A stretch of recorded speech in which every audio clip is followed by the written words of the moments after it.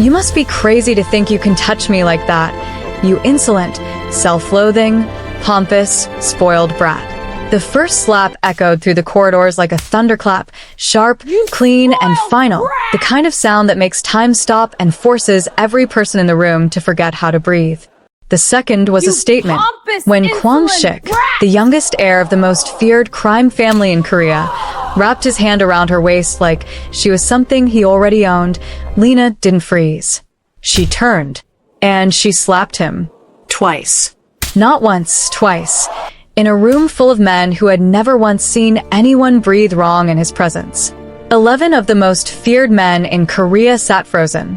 No one moved. No one spoke. Because in 30 years, no one had ever dared. The sound echoed like a gunshot through the VIP lounge. She simply straightened her apron, lifted her chin, and then she walked away. Just heels clicking against marble as 11 of the most dangerous men in the country sat in stunned silence. Kwang didn't feel rage. He didn't feel humiliated. He felt something far more terrifying. He felt seen, exposed. Like she had reached into his chest and rearranged something he didn't know was broken. That night, he couldn't sleep. The next night, still nothing. By day 3, he was losing his mind. By day 7, he was losing everything. Here's what's wild. This isn't just dramatic storytelling. There's real science behind it. Sleep deprivation triggers a neurological response called hyperarousal, where the brain becomes hyperfixated on unresolved emotional stimuli. In other words, when something shocks your nervous system deeply enough, your brain refuses to rest until it finds closure. Kwang's obsession wasn't weakness. It was biology. And there you have it. A Mafia heir brought to his knees not by a rival, not by a weapon, but by 2 slaps and 7 sleepless nights. Lena didn't just humiliate him. She cracked him open. And what crawled out was something neither of them saw coming, a man worth fighting for. If you're here for women who refuse to shrink, anti-heroes clawing their way toward redemption, and love stories where the stakes are life, loyalty, and everything in between, you are exactly where you belong. Hit subscribe because we have more coming. Mafia bosses with hidden hearts, survivors who rewrite their own endings, and all the emotional warfare you crave. Smash that like button and drop a comment right now. What's your situation while you're watching this? Are you at work pretending to be productive? Buried under a blanket when you should be sleeping? Quietly escaping reality on your commute? Wherever you are, tell me. Where in the world are my story lovers tuning in from today? I love knowing you're out there. The Schick family's flagship restaurant, Jianbok, didn't have a sign outside. It didn't need one. Everyone in Seoul knew what the building meant. Black glass, no windows. A door that only opened if someone on the inside decided you were worth letting in. The kind of place where the food was secondary to the power being traded across every table. On the 3rd floor, in the VIP lounge reserved exclusively for blood, Kwang Shik was already 3 bottles deep. He was the youngest of 12. The spare. The one his father kept around the way wealthy men keep sports cars they never intend to drive, for show, for amusement, for the occasional reminder that they could afford excess. His brothers tolerated him the way tall trees tolerate weeds. He wasn't a threat. He was furniture that occasionally talked back. Tonight, he was feeling particularly loud. Another bottle, he announced to no one in particular, waving his hand in the direction of the nearest body. His brothers continued their conversations, deals, debts, names of men who would not see morning. Kwang existed somewhere at the edge of all of it, drunk and decorative. That was when Lena walked in. She moved through the room the way water moves, quietly, efficiently, without asking permission from anything in its path. White uniform, dark hair pinned back, a tray balanced on one hand, clearing the far table with the practiced economy of someone who had learned long ago to be invisible in rooms like this. Kwang watched her the way bored. Entitled men watch things they've decided already belong to them. He reached out as she passed. His hand found her waist. Casual, possessive, the gesture of a man who had never once been told no and had therefore stopped believing the word existed. She stopped. The entire room felt it before anyone saw it, a shift in pressure, like the moment before lightning. Lena set her tray down on the nearest surface. Slowly, deliberately, she turned to face him, and what Kwang saw in her eyes was not fear. It was not embarrassment. It was something cold and ancient, and entirely unmoved by who his last name was. "You must be crazy," she said, her voice low and perfectly level, "to think you can touch me like that. You insolent, self-loathing, pompous, spoiled brat." The first slap echoed through the corridor like a thunderclap, sharp, clean, and final. The kind of sound that collapses time and forces every person in the room to forget how to breathe. His head snapped sideways. Somewhere behind him, a glass tipped and shattered on the floor, and no one moved to clean it up. The second slap was something else entirely. Not rage. Not panic. Intention. Delivered with the same terrifying stillness as the first. Measured. Deliberate. Like she had been saving it specifically for a man like him. 11 of the most dangerous men in Korea sat frozen. No one reached for a weapon. No one spoke. Because in 30 years of running blood money through shell companies and courthouse handshakes, not one of them had ever witnessed this. The untouchable air, cheek burning, blinking at a waitress. Kwang didn't feel rage rising in him. He didn't feel humiliated, not exactly. He felt something far more disorienting, something he had no vocabulary for. He felt exposed. Like she had looked directly through the drinking and the bravado and the tailored suit and seen the hollowness underneath and had decided it wasn't worth fearing. She straightened her apron, lifted her chin, picked her tray back up and walked out of the room without a single backward glance. No one stopped her. No one said a word.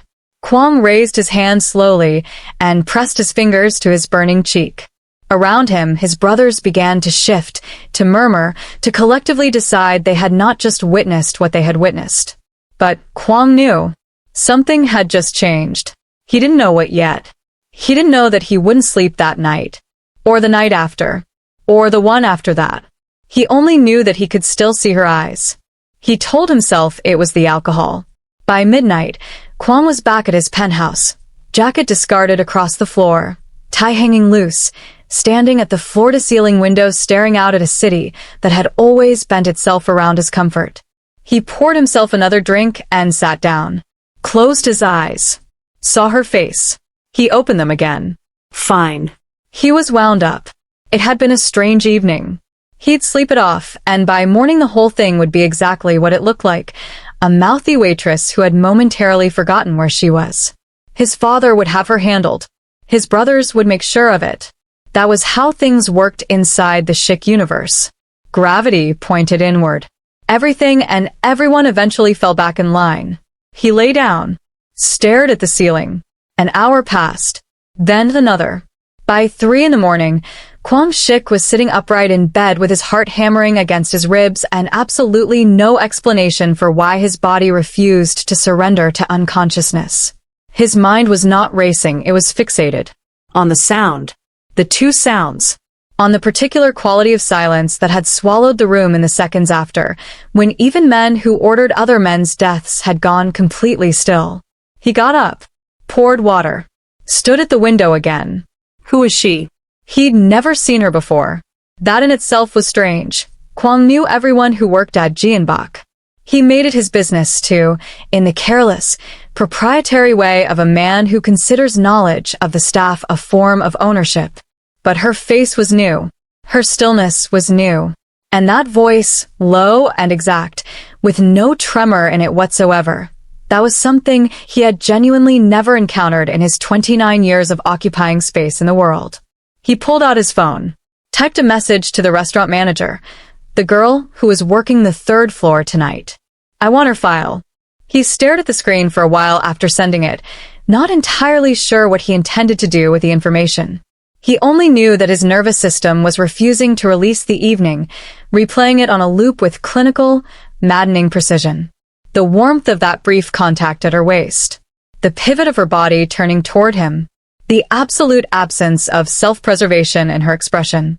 Dawn found him at his desk, unslept, hollow-eyed, and irritable in a way that sat differently from his usual morning moods.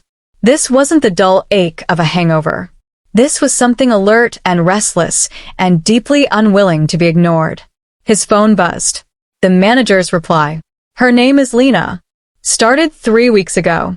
No record of prior employment on file. Gave a reference we haven't been able to verify. Shall I let her go? Kwang stared at the message for a long time. No, he typed back finally. Don't touch her. He set the phone face down on the desk and pressed his palms flat against the surface, breathing slowly. Outside, Seoul was waking up. Traffic building, light shifting from gray to pale gold across the skyline he had looked at every morning of his adult life without once truly seeing it. He thought about her reference that couldn't be verified. The stillness that didn't belong in a waitress. The way she had set her tray down before she turned to face him, not in the heat of the moment, but as a choice. A preparation. Nobody composed themselves like that under pressure unless composure had been trained into them. Kwang leaned back in his chair and rubbed his face with both hands. He was going back tonight. He didn't examine why. He simply knew it the way he knew his own heartbeat. Insistent and entirely beyond negotiation. Somewhere across the city, in an apartment with no name on the buzzer, Lena sat at a small desk, earphones in, monitoring a signal. A small light on her screen pulsed steady green. The tracker was holding. She allowed herself the quietest exhale, then opened her laptop and began to type her report. Target is destabilized. Phase 1 complete. I know you've been enjoying the video, so why not smash that subscribe button and let us know in the comments who you are rooting for. Your support keeps these epic tales coming, so subscribe and join our community today. He came back the next night, and the night after that. By the fourth evening, the staff at Jianbok had developed a quiet, collective anxiety around his arrivals, the way animals sense a change in weather before it arrives. Kwang Shik, who had never once shown sustained interest in anything that didn't immediately gratify him, was now appearing at the restaurant with the grim punctuality of a man serving a sentence he had imposed on himself. He didn't come drunk anymore. That was the part that unsettled his brothers most. He sat at the same corner table on the third floor, ordered the same pot of tea he never touched, and watched the room with eyes that had gone from glassy and indifferent to sharp in a way nobody was comfortable with. Dark circles had begun carving themselves beneath those eyes. His jaw carried a tension that hadn't been there a week ago. He was still impeccably dressed. The chic name demanded at least that much, but something underneath the tailoring had come undone. Lena worked her section and did not look at him. This, somehow, made everything worse. "You're not afraid of me," he said on the third night, when she moved past his table to clear the one beside it. Not a question. An accusation. Or perhaps something closer to bewilderment.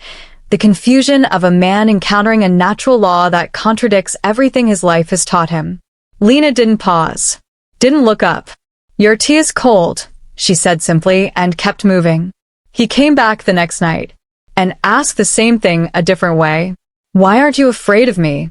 This time she stopped, turned just enough to regard him with that level, unhurried gaze that had been dismantling his sleep for days. Up close, her composure was even more maddening, not cold exactly, but deliberately sealed, the way a room is sealed when something valuable is being protected inside it. "Because fear requires the belief that someone has power over you," she said. "And I stopped believing that about men like you a long time ago." She walked away before he could construct a response. That night, he made it to 2 a.m. before giving up on sleep entirely. He stood at his window and cataloged the ways his body was beginning to fail him. The slight tremor behind his eyes. The sounds that seemed too loud. Traffic, the hum of the refrigerator, his own breathing. His appetite had deserted him 3 days ago and hadn't returned. He was running on tea, stubbornness, and something that felt increasingly like desperation dressed up as obsession. His eldest brother, Dae-young, called on day 5. "You look like a corpse," Dae-young said, by way of greeting, when Kwang appeared on the video call. "What's wrong with you?" "Nothing." "You haven't been to the warehouse meetings." "Father noticed." "Tell father I've been occupied." A pause. "With what?" Kwang said nothing. On screen, Dae-young's expression shifted into something calculating and slow, the look of a man turning a problem over in his hands looking for its weak point. "It's the girl," Dae-young said.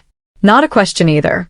Word traveled efficiently inside the Schick family, the way infection travels, quietly and everywhere at once. The one who slapped you. Drop it, Kwang. He ended the call. By day 6, the hallucinations began, small ones, peripheral. A flicker of movement where there was none. Shadows with the wrong geometry. His own reflection in the penthouse window looking back at him a half-second too slow. He knew, in the clinical corner of his mind that was still functioning, that these were the symptoms of acute sleep deprivation. His brain was beginning to manufacture the rest it was being denied. And still, every time he closed his eyes, he saw her. Not with desire, or not only that, with something more unsettling. Recognition.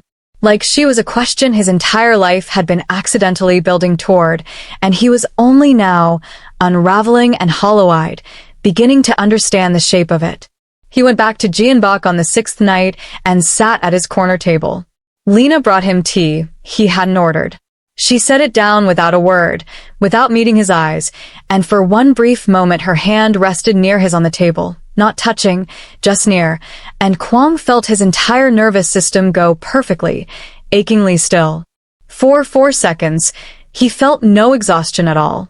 Then she was gone, and it came crashing back twice as hard. He wrapped both hands around the warm cup and stared at the steam rising from it, and thought, with the fractured clarity of a man at his absolute limit, I need to know who she is. I need to know everything. 3 miles across the city, in a 4th-floor apartment with blackout curtains and a deadbolt that cost more than the monthly rent, Lena was not sleeping either. Not because she couldn't. Because she had learned, a long time ago in rooms far less comfortable than this one, that sleep was a liability when a mission was in its most delicate phase. So she sat at her desk in the blue-gray dark, one lamp angled low, and watched the data move across her screen with the focused patience of someone who had made peace with waiting. The bio-tracker pulse screen. Steady. Reliable. She pulled up the night's report and began typing with a quiet efficiency that had become, over years of this work, indistinguishable from her personality. Target. Kwang Schick. Day 6 post-contact. Presenting advanced sleep deprivation symptoms.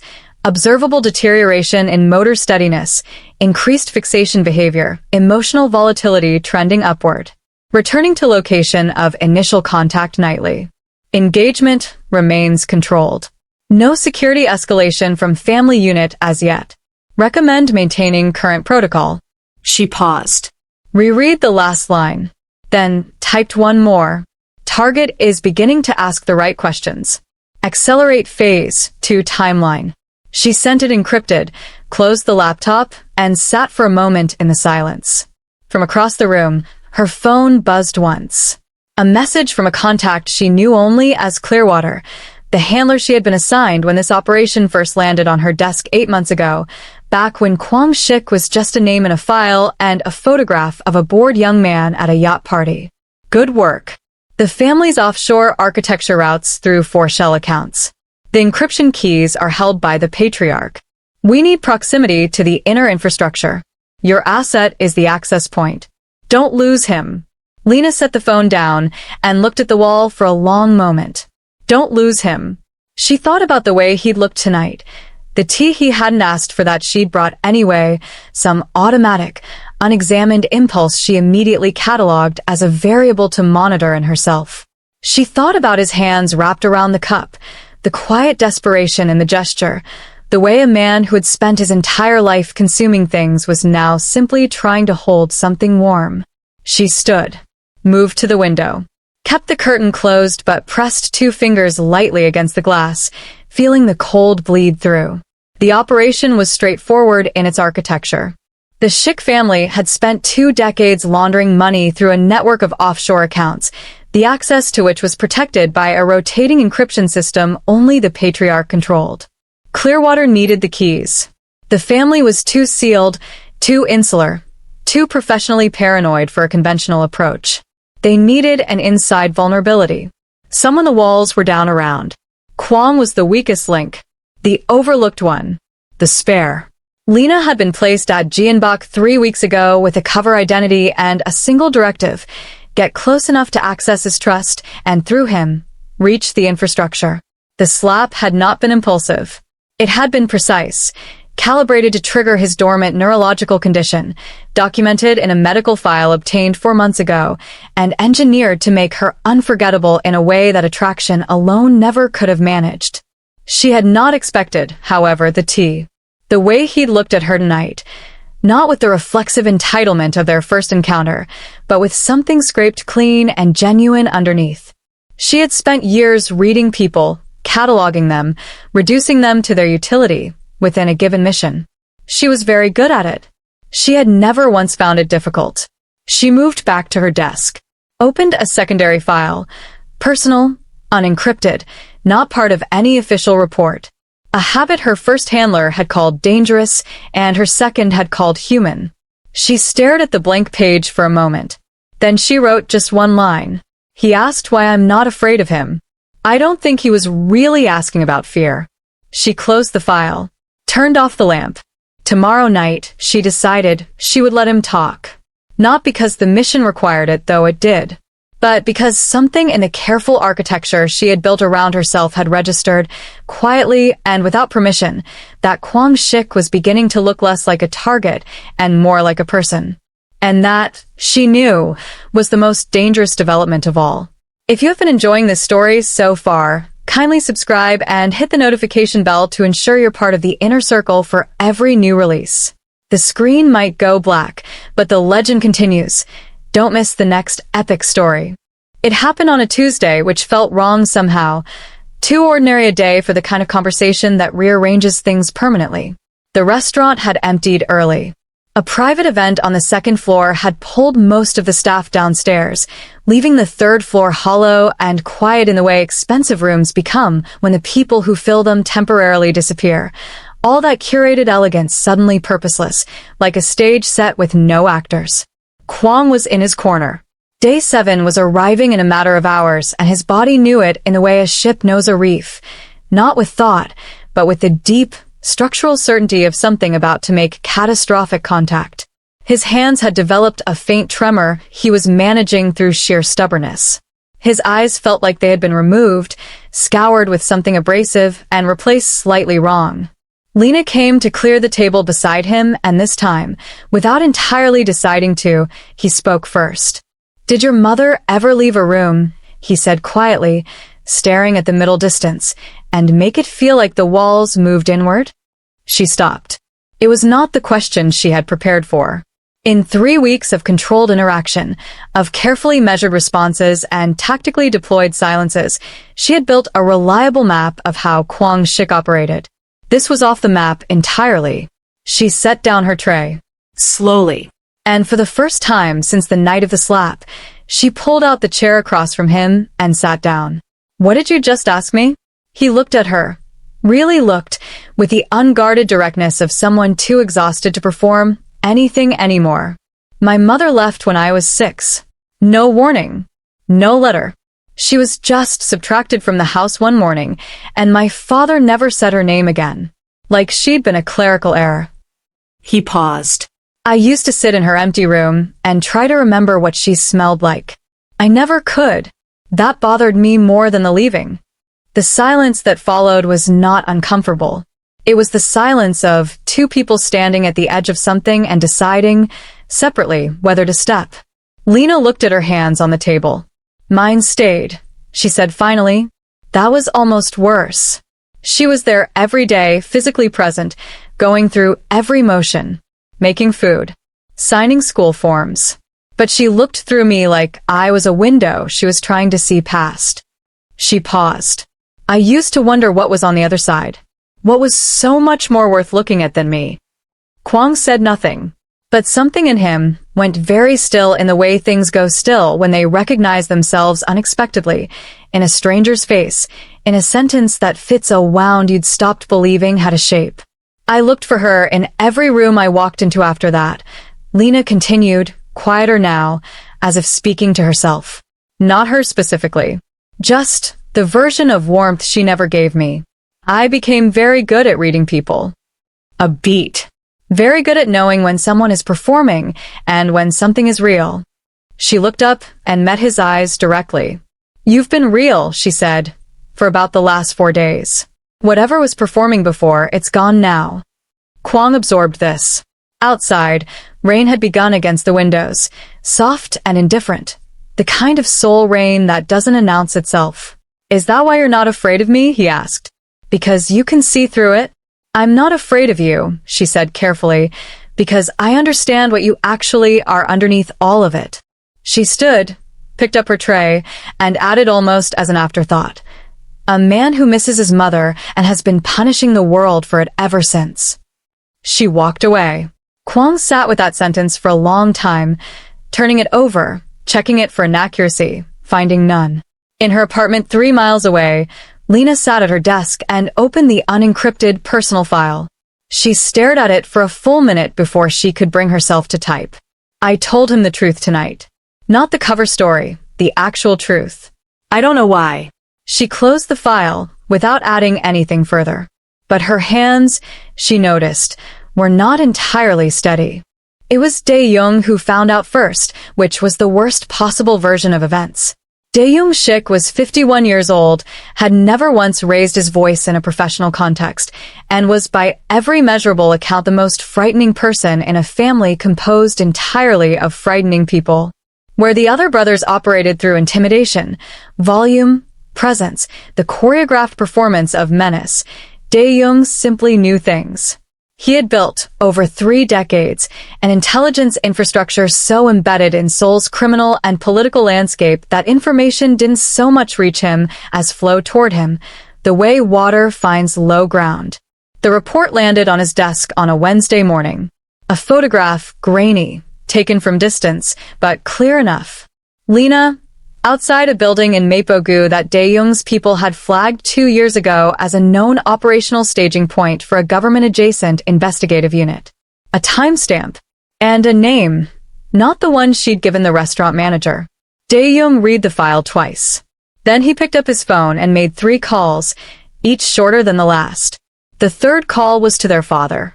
Kwang found out the way he found out most things that the family wanted him to know, late and from the wrong person. It was his third eldest brother, Sung-min, who appeared at his penthouse that evening with a glass of whiskey he hadn't poured himself and a look of performative sympathy that didn't reach anywhere near his eyes. She's not a waitress, Sung-min said, setting a printed photograph on the coffee table between them. She's been embedded. The reference she gave us doesn't exist because the organization she works for doesn't officially exist. We believe she's after the offshore accounts. The encryption architecture. Everything father built. Kwang looked at the photograph for a long time. He thought about the way she'd sat across from him. The rain against the windows. A man who misses his mother and has been punishing the world for it ever since. What is father planning to do? He asked. His voice came out very level, which surprised him. Sung-min tilted his head in that particular family way, the gesture that meant you already know the answer. Stop making us say it out loud. He wants her brought in. For a conversation. In the Shik family's vocabulary, that phrase had never once referred to an actual conversation. Kwang stood. When? That depends on how quickly we can locate her off premises. Sung-min studied him with the careful, acquisitive attention their father had trained into all of them. You've been spending time with her. Significant time. Father wants to know if that's going to be a problem. No, Kwang said. The word came out clean and immediate and completely dishonest. After Sung-min left, Kwang stood in the center of his living room for a long moment, the photograph still on the coffee table. He thought about the encrypted files, the offshore billions, the architecture of crime his father had spent a lifetime constructing, and that all 12 of them had been born into like a debt they'd never consented to incur. He picked up his phone. He stared at Lena's number, obtained through the restaurant records, never used, for nearly 4 minutes. Then he typed, "They know who you are. Don't go back to the restaurant. Don't go back to your apartment. I don't know how much time you have." He sent it before he could dismantle the impulse. The response came back in 40 seconds. "I know." 2 words. Nothing else. Kwang stared at them until the screen went dark, and felt, beneath the fear, beneath the exhaustion of 7 sleepless nights, beneath everything, something that was almost relief. The particular relief of a man who has finally, irrevocably, chosen a side. He hadn't chosen his family. The understanding of that settled into him quietly, the way important things do, not with drama, but with the simple, irreversible weight of a door closing. He walked to the window. Somewhere out there, she already knew. She had probably always known this moment was coming. She had planned for it, prepared for it, built contingencies around it with the same deliberate precision she brought to everything. What she hadn't planned for, what neither of them had planned for, was that when the moment arrived, he would be the one to warn her. And that it would feel, despite everything, exactly like the right thing to do. Smash that subscribe button and let us know in the comments who you are rooting for. Your support keeps these epic tales coming, so subscribe and join our community today. By the 7th day, Kwang Shik had become a stranger to himself. It happened gradually, and then all at once, the way all collapses do. The tremors in his hands had graduated from manageable to visible, the kind that made holding a cup an act of concentration rather than reflex.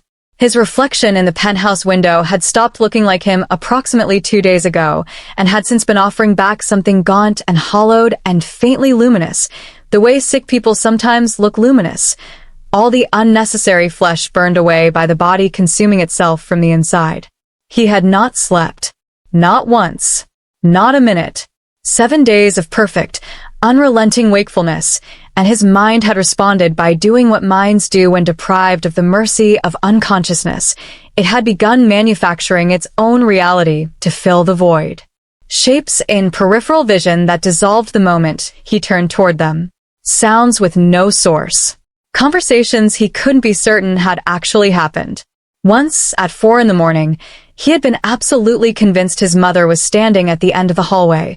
Not the ghost of her, not a memory, but her, present and solid, wearing the gray coat she'd had when he was small. He'd walked toward her and found the wall. He'd stood there with his palm flat against the plaster for a long time. The hallucinations weren't frightening, exactly. That was the part that frightened him most. They felt like his brain extending an offer. If reality is unbearable, here is an alternative. And some part of him, the part that was 7 days unwashed and unslept and completely undone, kept almost accepting. What kept him tethered was her face.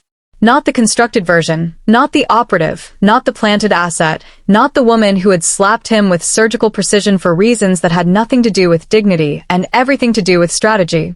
That revelation had arrived and settled, and he had spent approximately 6 hours being furious about it before something quieter and more durable had replaced the fury. The understanding that whatever had been calculated at the beginning had stopped being only calculation somewhere along the way. He knew because of the rain conversation. Because of what she'd said about her mother looking through her like a window. Nobody performed that. Nobody inserted that kind of truth into an operation because it was tactically useful. You couldn't weaponize that specific grief without having actually carried it. At 9 in the evening on day 7, he got in his car. He didn't call ahead. He didn't know if the number she'd used to receive his warning was still active or already burned. He drove through Seoul with the window down despite the cold because the air on his face was one of the few remaining sensory inputs he trusted completely, and he navigated by something that had long stopped being thought and had become pure instinct, the specific gravity of a person you have oriented yourself around without meaning to. He found her at the second location. A contact address he had extracted from the restaurant files 3 days ago and hadn't used until now. A narrow building in Yongsan, nothing on the buzzer, light in one 4th floor window. She opened the door before he knocked. She looked at him for a long moment, at the wreckage of him, the gray beneath his eyes, the hands he couldn't quite hold steady, the expensive coat hanging off shoulders that had lost weight they couldn't afford to lose, and something moved across her face that she didn't entirely succeed in neutralizing. "You drove here," she said. "Apparently, in this state." "I've been in worse states." A pause. "I haven't, actually." She stepped back and let him in. The apartment was spare and clean and told him almost nothing about her, which told him everything. No photographs, no objects with sentimental weight, nothing that couldn't be walked away from in 4 minutes. A desk with a laptop. A lamp. A window she kept covered. The apartment of a person who had learned to live without the luxury of roots. He sat on the floor, not the chair, the floor, back against the wall because it felt more honest than furniture. She sat across from him, back against the opposite wall, and they regarded each other in the lamplight like two people who had arrived at the same destination by completely different roads and were only now comparing the journey. "You know I triggered it deliberately," she said. "Not an apology. A fact, offered plainly. The slap. The condition was in your medical file. I knew contact would activate it. I needed you destabilized. Fixated." She held his gaze. "I needed a way in. And now." She was quiet for a moment. "Now I'm sitting on the floor of a safe house with a man who warned me when he didn't have to." So, Kwang let his head fall back against the wall and closed his eyes. Behind them, the familiar assault, her face, the restaurant, the rain, his mother's gray coat, the wall that was only a wall. He let it move through him without chasing any of it. "I'm not angry," he said. Eyes still closed. "I thought I would be. I'm not." "Why not?" "Because you sat down."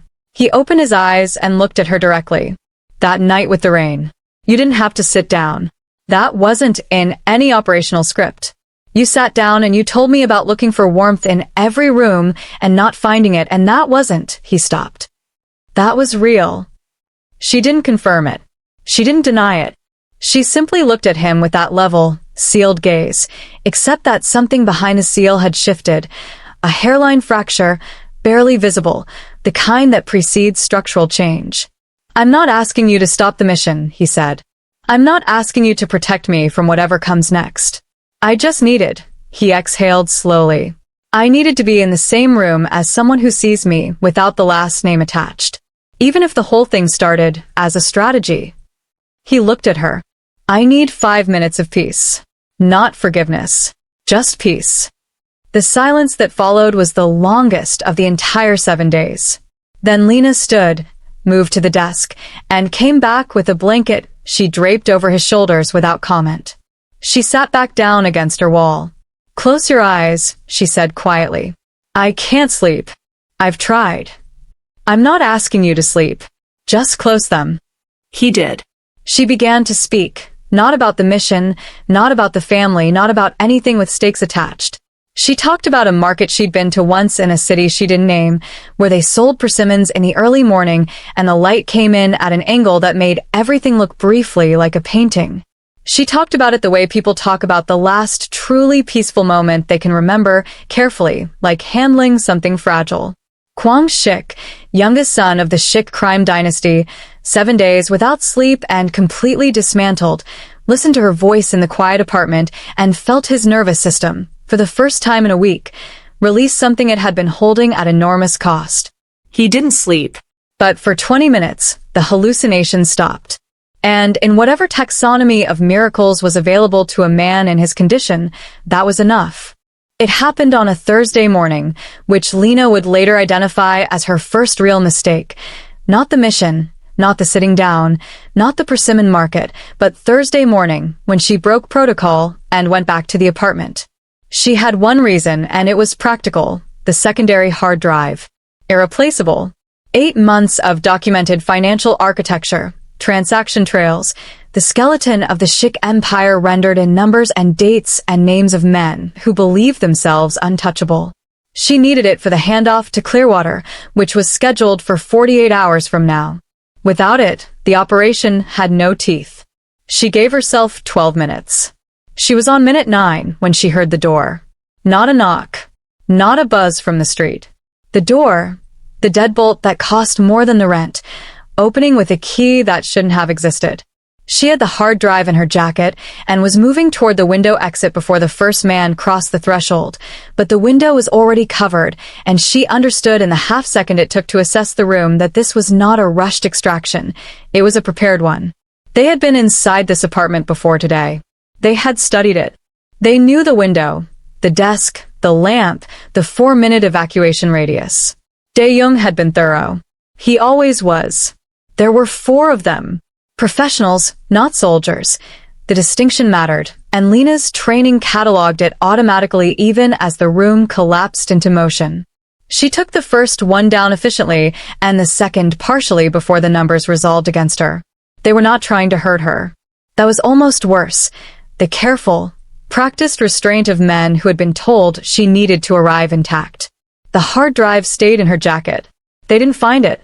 She held onto that as they moved her out of the building and into a car with tinted windows and no interior handles on the rear doors. She held onto it because it meant the operation wasn't entirely over. She held onto it because it gave her something to focus on that wasn't the particular cold dread of knowing where cars like this went. Across the city, Kwang's phone rang at 11:15. A number he recognized, one of the restaurant's administrative lines, which meant someone in the family was making a point about how thoroughly they had mapped his recent movements. He let it ring 4 times before answering. His father's voice, when it came, was exactly as he remembered it from childhood, unhurried, precise, carrying the absolute authority of a man who had never once in his adult life encountered a consequence he hadn't prearranged. "Come to the warehouse," his father said. "There's something here that belongs to you." The line went dead. Kwang sat with the phone in his hand and felt the last week settle into a single, clarifying point. All the sleeplessness, all the dismantling, all the conversations against walls and lamplight, converging into this moment with the geometric precision of something that had always been heading here. He thought about what Lena had said on the floor of the safe house. A man who misses his mother and has been punishing the world for it ever since. He thought about his father's voice. The warehouse. The careful, patient cruelty of a man who used the word belongs about a person. He stood. Put on his coat. Checked his phone one more time. No messages, no signal from any number associated with her. Then his father's people arrived at the penthouse door, which he had been expecting, and informed him, with the courteous menace of the professionally loyal, that they were there to escort him. He went with them without argument. Not because he was afraid. Not because he had run out of choices. But because the only way through what was coming was through it. And because somewhere in a warehouse on the edge of the city, a woman who had started as a mission and become something irreducibly real was waiting, and Kwang Shik, who had spent 29 years being the spare, the surplus, the one who didn't count, was finally, with complete and devastating clarity, ready to matter. The car moved through Seoul in the early afternoon light, and Kwang watched the city pass and said nothing. He was done performing. What came next would be the first entirely true thing he had ever done. Subscribe to the channel right now so you never miss a single second of this cinematic journey. The story is moving fast, and you'll want to be here when the final reckoning hits. The warehouse sat at the edge of Incheon like a secret the city had agreed to stop talking about. Massive, gray, windowless on 3 sides, the kind of building that existed in the documentation as a logistics depot and in reality as the place where the Shik family resolved problems that couldn't be resolved anywhere with witnesses. Kwang had been here once before. He was 12 years old. He hadn't understood then what he was seeing. He understood it completely now. They walked him through the main floor, past the crates, past the men stationed at intervals with the particular stillness of people paid to be furniture until they're needed, and into the interior room where the air was colder and the lighting was the flat, affectless white of a space designed to make people feel exposed. Lena was seated in the center of the room, wrists bound, not roughly. Again, that terrible professional care, the restraint of men following precise instructions. Her jacket was still on. Her face was composed in that sealed, deliberate way he had come to understand was not coldness, but armor. Her eyes found him the moment he entered, and something passed between them that required no words and consumed approximately 1 second and rearranged several things permanently. His father stood to the left.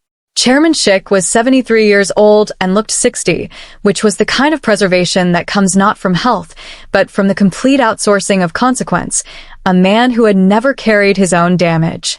He was dressed, as always, with the quiet precision of someone who understood that power announced itself through understatement. He looked at Kwang the way he had always looked at Kwang, with a measured, faintly disappointed assessment, the look of a craftsman regarding a tool that had never quite performed to specification. "You warned her," his father said. "Not an accusation. A data point. Yes. And you knew what that would mean for this family." "I knew what it would mean for her." His father absorbed this with no visible reaction. Around the room, 6 of his brothers were present, Dae-young closest to their father, the others arranged with the unconscious hierarchy of men who had spent their lives calibrating their proximity to power. Sungmin, Hyunwoo, the others whose faces Kwang had grown up beside and felt, standing here now, that he was seeing for the first time without the distortion of familiarity. She's been working against us for 8 months, his father continued, with the patient cadence of a man delivering a briefing he considers straightforward. She holds documentation that could dismantle everything we have built. The accounts, the architecture, 40 years of work. He paused. She will give us the hard drive and the access codes, and then this will be resolved. Kwang looked at Lena. She looked back at him, steady, giving him nothing and everything simultaneously. And if she won't? Kwang asked. His father's expression didn't change. Then we moved to less conversational methods. Something locked into place inside Kwang's chest.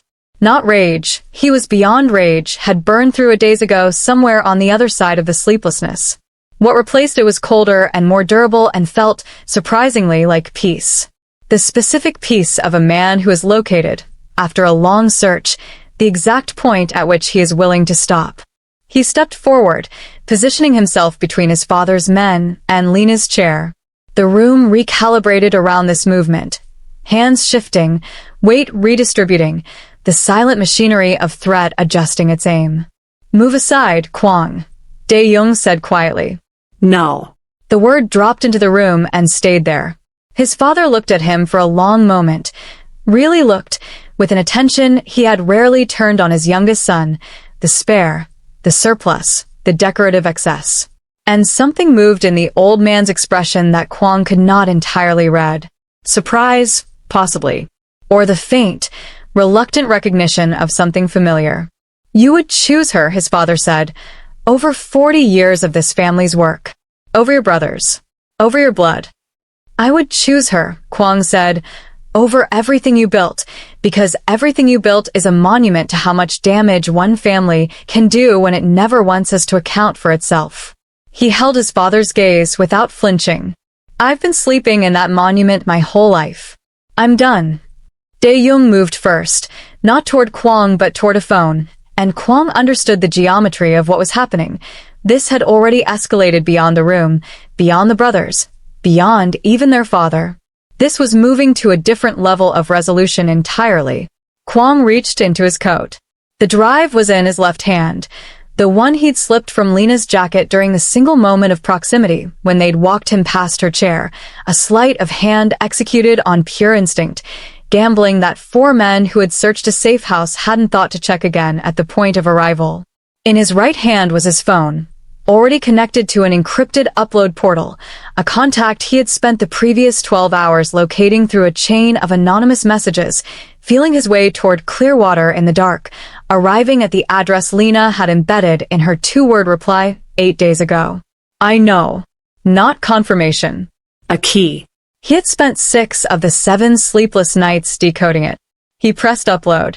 The drive's contents, 8 months of financial architecture, transaction trails, 40 years of empire rendered in irrefutable numbers, began moving to a server that existed simultaneously in 4 jurisdictions, none of them friendly to the Schick family's arrangements. The room understood what was happening approximately 4 seconds after it began. 4 seconds was enough. His father's face did something Kwang had never seen it do. It cracked, not dramatically, not with the theatrical collapse of villains in the stories Kwang had consumed as a child. Just a hairline fracture, barely visible, moving from the eyes downward. The look of a man watching 40 years dissolve into a signal bar on someone else's phone. Stop him, Dae-young said. They moved. Kwang braced, and then Lena was upright, the binding at her wrists already gone, and the room discovered in quick, costly succession that a trained operative with her hands free was an entirely different proposition from a seated woman with her wrists tied. She moved through the space with the economic violence of someone for whom this was not improvisation, but vocabulary. The upload completed in 90 seconds. By the time the room had fully processed what had happened, Kwang and Lena were at the warehouse's emergency exit, his hand around hers, her hand gripping back with equal force, both of them running toward the cold Incheon air and whatever came after. Behind them, his father stood in the center of the room and said nothing. He didn't need to. He simply reached for his own phone and made a call to a number that had no name attached to it. A number that existed in no database Clearwater had ever accessed. A number that connected to a problem the Schick family had been keeping in reserve for 40 years, for exactly the kind of catastrophic breach that had just occurred. He spoke 4 words into the phone.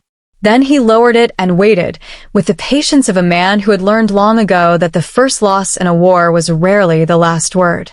They made it 3 blocks before Lena pulled him into a doorway, and they stood there in the cold, breathing hard, backs against the wall, the city moving past the entrance of the alley with magnificent indifference. Kwang looked at his phone. The upload confirmation sat on the screen, a timestamp, a reference number, 3 words from Clearwater's automated system. Package received. Confirmed.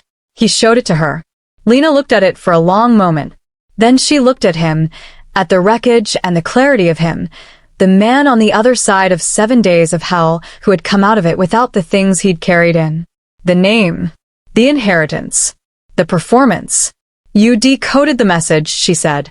Took me 6 nights. A pause. I had time. Something moved across her face, not quite a smile, but the architecture of one. The suggestion of what a smile would look like on a face that had forgotten it was allowed. The empire falls, she said quietly. Not triumphant. Factual, the way she said most things. But underneath the fact, something that might have been relief. Not immediately, Kwang said. Dae-young will move assets. Father will have contingencies. It'll take time for the jurisdictions to coordinate. He looked at her. You know that. I know. She exhaled slowly. Clearwater knows it too. But the architecture is exposed now. The keys are out. It's, she paused, choosing the word carefully. Irreversible. Irreversible. He turned the word over. Applied it to everything simultaneously. They moved again. Not running now, walking, through the narrow back streets of Incheon that Lena navigated without hesitation, heading toward a handoff point she had established months ago and never been certain she would reach. Kwang walked beside her and felt, with every step, the strange lightness of a man who has put down something extraordinarily heavy and is only now, in the putting down, realizing how long he had been carrying it. At the handoff point, a parking structure on a street with 3 working cameras, all of which Lena had accounted for, Clearwater's people were already waiting. 2 vehicles. For people who looked at Kwang with the particular assessment of professionals encountering an unexpected variable. Lena spoke to them briefly, quietly, in a register he couldn't hear. One of them handed her a phone. She listened, nodded twice, and came back. They want to debrief you, she said. Separately. Tonight. And after tonight? She looked at him steadily. That depends on what you want after night. He thought about the penthouse. The window he had stood at for 7 nights. The city that had always arranged itself around his comfort and that he had never once truly seen. He thought about his father's face in the warehouse, the hairline fracture, the 40 years dissolving, and felt, surprisingly, not guilt but grief. Clean and honest and entirely his own. Grief for the version of events in which his family had been something other than what it was. Grief for the 6-year-old standing in an empty room trying to remember what his mother smelled like. He let it move through him without chasing it or burying it. I want to sleep, he said finally. An actual night of sleep. And then I want to figure out what a person does when they've burned down everything they were built on and have to start from the ground. Lena was quiet for a moment. It's harder than it sounds, she said. Starting from the ground. You've done it. More than once. He looked at her. Then you could tell me how.